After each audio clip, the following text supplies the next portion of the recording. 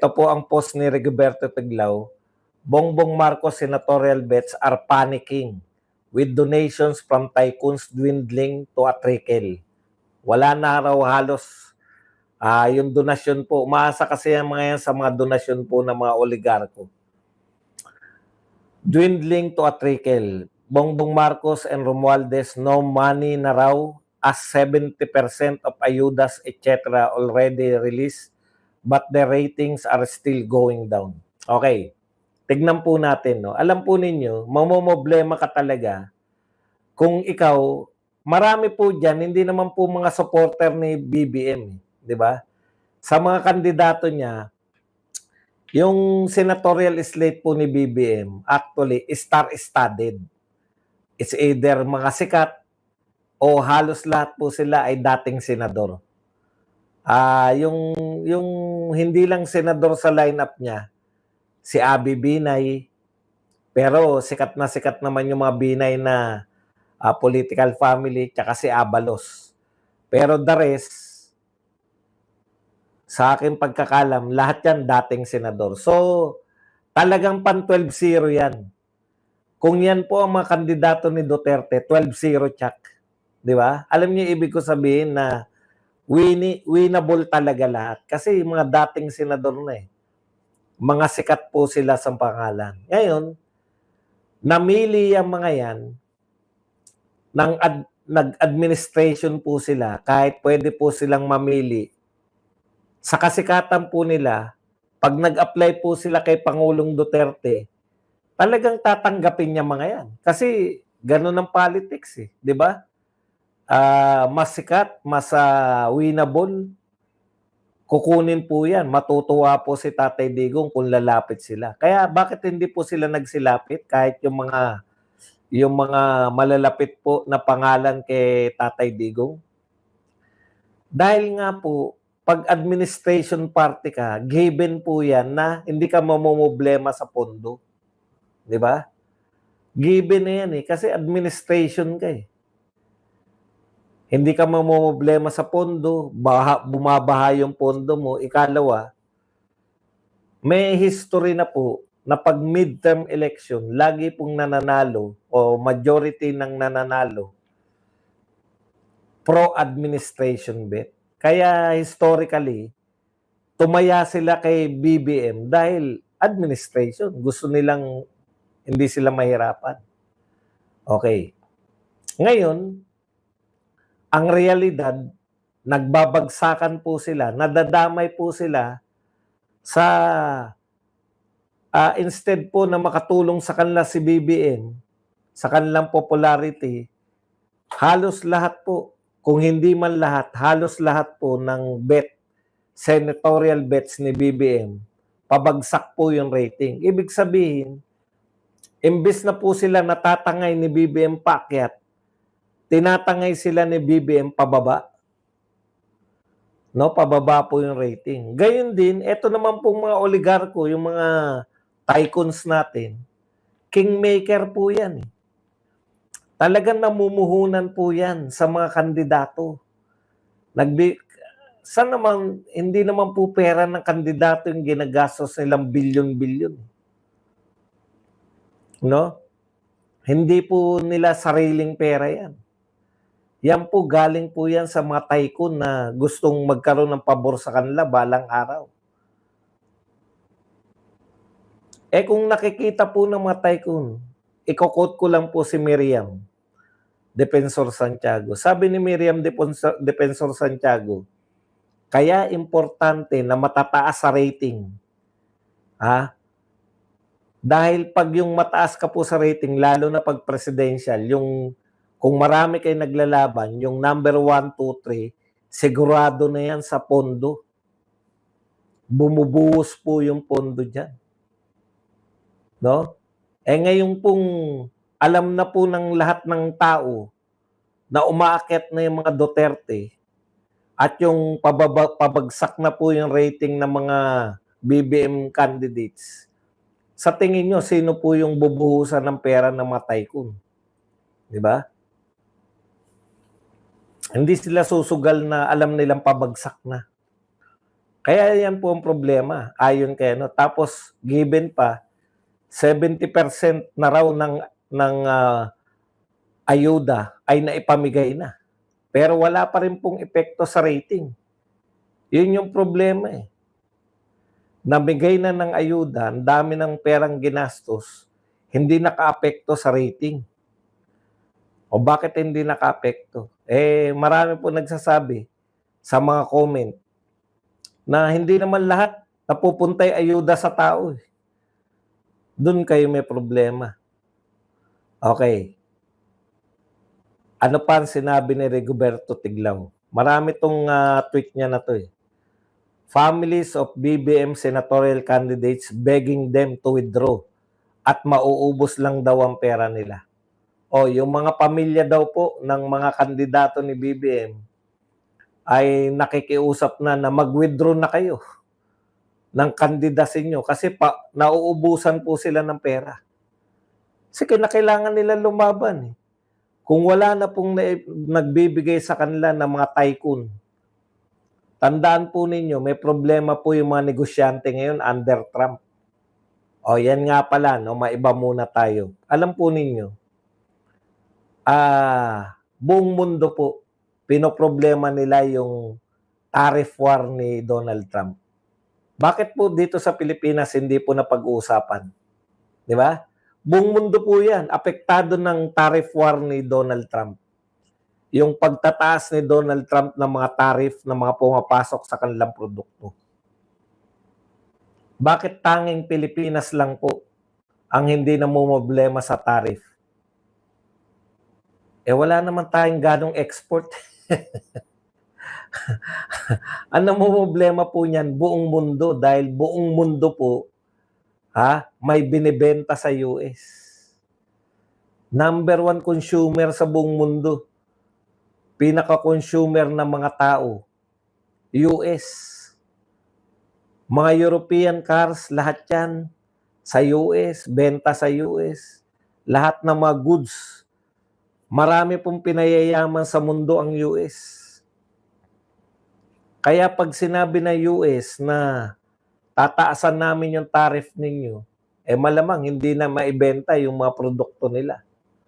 Dahil biruin nyo kung tinaasan ng tariff, kung tinaasan ng 100% ang tariff, eh magdodoble yung presyo ng produkto nila. Pasensya na kayo kung hindi ako ekonomista. Pero bakit tayo, wala tayong pinoproblema ng tariff? Alam nyo kung anong pinoproblema natin? Saan tayo natutuwa? Yung West Philippine Sea na raw, nakikita na raw sa Google. Ang laking achievement, no? Pag ginugil mo raw yung West Philippine Sea, meron na. Ang saya ba natin? Palakpakan na. Achievement na ni Marcos. Bakit? Nagugugil na yung West Philippine Sea. Pag nagugugil na ba, ate na yun?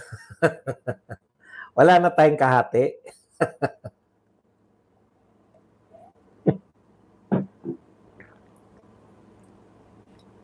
Nauubos na raw yung pera ng mga kandidato ni BBM. Kawawa naman. BBM. Kawawa naman yung mga kandidato. Bakit pinauubos mo yung pera? Okay. Ano pa po? Marami itong tinweet ni Rigoberto Tiglao. Ito po, si particular kay Pacquiao. Pacquiao has cut his price for his Forbes Park home from 2 billion. Binibenta po kasi ni Pacquiao yung kanyang Forbes Park ng 2 billion. Eh wala pong bumibili. Kaya 1 billion na lang binibenta ni Pacquiao. Wala pa rin pong bumibili. So dahil po dyan, naubusan na ng campaign money si Pacquiao. Ayon po yan kay Tiglao. Okay. Maaring hindi naman dahilan kung bakit mahirap talaga magbenta ng properties ngayon. Wala talaga mga pera tao eh. Ano yung sabi? Ang condominium sa Pilipinas, lalo na sa NCR, nako, ang dami pong sobra ng condominium. Kaya baratan po ngayon. Ang daming condominium na napatayo, walang nakatira. Wala ng pera mga taong pambili. Ayan po, partikular, naubos na raw yung pera ni Pacquiao. Bongbong Marcos senatorial candidates, local leaders no longer campaigning. Ito po malupit. Yung mga local leaders daw po ay hindi na po nagkakampanya sa mga Bongbong Marcos senatorial candidates. Napakasakit po niyan, no? Para po sa mga kandidato ni Bongbong Marcos. Or, may or pa eh, or defecting to Duterte. O sila po ay nagsisibaliktaran na. Ngayon pa lang, yung mga locals. Mapapansin po natin yan eh. Ang dami pong tinatanggap. Pag nangangampanya po yung mga Duterte, ang dami pong mga local. Meaning, governor hanggang mayor, tinatanggap po Duterte. Alam na po nila eh. Alam na po nila na ang next president, si BP Sara. Okay. Bakit po hindi na kinakampanya ng local bets yung Bongbong Marcos? Again, their funding daw has stopped. Wala na raw pong pondo. Ito po, ang konklusyon ni Rigoberto Tiglao, Trump inadvertently helping Duterte. Hindi sinasadya ay natutulungan ni Donald Trump yung Duterte. Bakit po? Kasi po, maraming salamat muna kay Crescencio Hernandez na nagbigay ng $199. Thank you very much, Crescencio. Tycoon who had supported BBM saying now they have to save their money and can't afford funding his candidates. Grabe. Apektado po sila ng diskarte ni Donald Trump. Taghirap po. Ang dami po nalulugi negosyo ngayon. Ang dami po nalulugi dahil sa ginawa ni Donald Trump. Kaya po sabi ng mga tycoon, pasensya na, hindi kami makapagbigay ng katulad ng mga binibigay namin dahil kinakailangan namin magtipid, nalulugi kami kay Donald Trump. Pwedeng palusot lang yan, pwedeng nakita na nila yung trend. Bakit namin sa suportahan yung alam naming mga pabagsak na? Yung alam naming, di ba? Kaya kayo sumusuporta sa president kasi president pa yan. Pero kung nakikita nyo na ang next president na si Inday, wala nang pigil. Hindi nga nila pa mapigilan yung pagbulusok ng ang laki talaga. Dati po, issue na yung mabawasan ng 3 points. Dito po, 20 something ang lumagapak. Ang rating ni BBM, mahigit 20-something points ang nawala. Antindi po talaga. So, problemado po, no?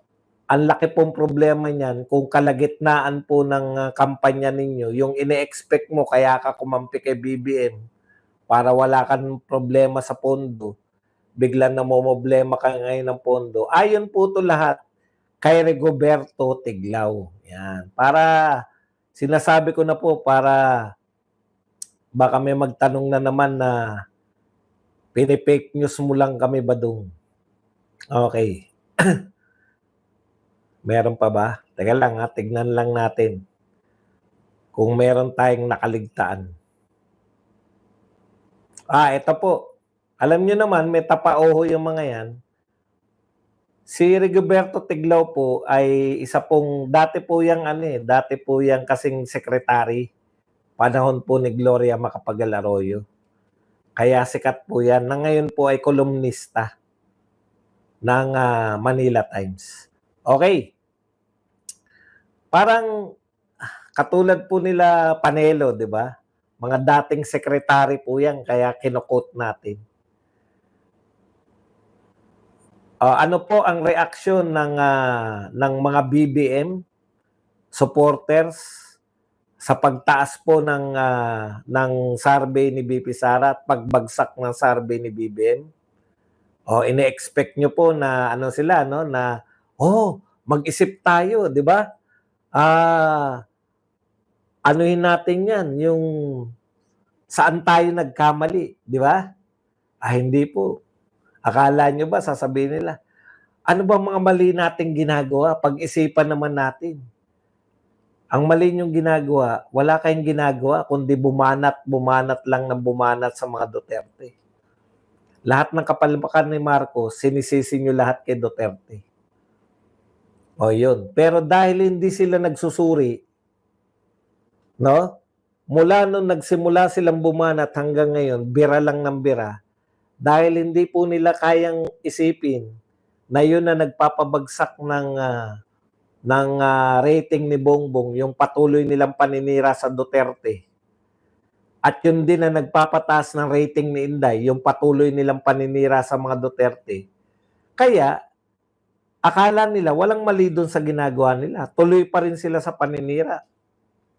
Halimbawa, paano po nila tinitake? Kasi kung matinong tao po yung mga yan, kung matino po yung magsusuri, teka muna, lalo yatang bumabagsak yung rating natin sa ginagawa natin. Ano ba yung mga ginagawa natin? Baka kinakailangan nating baguhin. Di ba? Kung tactician talaga, kung marurunong sa politika, hindi po eh. Mas lalo po nilang tinindihan ng paninira ngayon.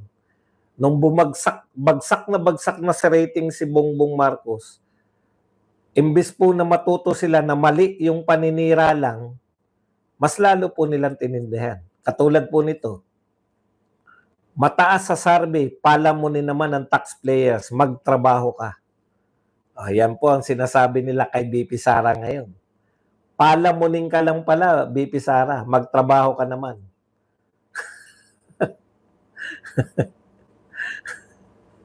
Eto pa po. Sa preso, hindi sa Senado. Picture po ni Bato at saka ni Bongo. Number 1 po si Bongo. Ano po ginagawa nila? Sa preso, hindi sa Senado. Habang tayo promote sa Duterte, pinoplasto pa. Pinopromote na rin natin yung mga inendorso ni BP Sara. Habang tayo promote, sila po, sira lang ng sira. Tuloy-tuloy lang sa paninira eh. Palamunin daw si BP Sara. Ano pa? Merong nakakatawang paninira kay BP Sara eh. Teka, anuin ko lang. I-share ko lang yung nakakatawang paninira. Yun talaga, hagalpak talaga ako sa tawa. Ito po. Ito kapit po kayo. Ito po ang paninira pa nila bukod sa palamunin. 1 month kang bakasyon sa dahig. Tapos mataas pa rin ang ratings. Hindi makapaniwala. Lokohin nyo, lelang nyo.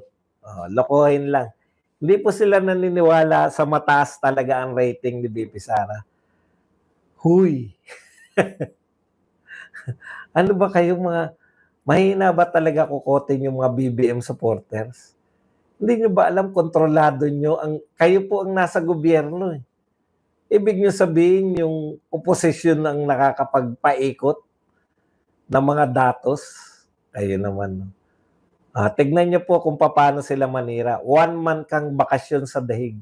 Bakasyon pala tawag nyo doon. No? Bakasyon pala tawag nyo doon sa ginawa ni BP Sara. Ang alam po namin, siya po yung nag-organize ng legal team ng tatay niya. Bakasyon pala tawag nyo ron. Ayan po ang paninira nila ngayon eh. Hindi nagtatrabaho si BP Sara, nagbakasyon sa dahig. Same pa rin. Di ba yung kasabihan, hindi ba kayo natuto sa kasabihan?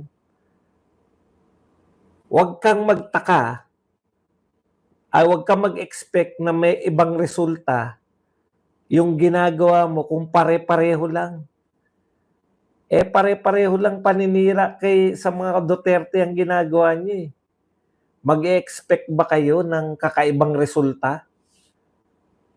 Bumabagsak po ang popularidad ni BBM at ng mga alipores niyang si Chis Escudero at saka si Martin.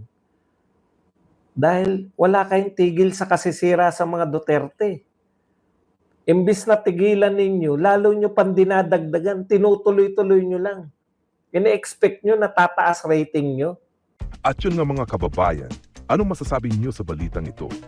Maaring ihayag ang inyong opinyon at kuro-kuro sa comment section sa ibaba. Huwag din kalimutang mag-like, mag-subscribe at mag-share sa bidyong ito. Maraming salamat sa panonood.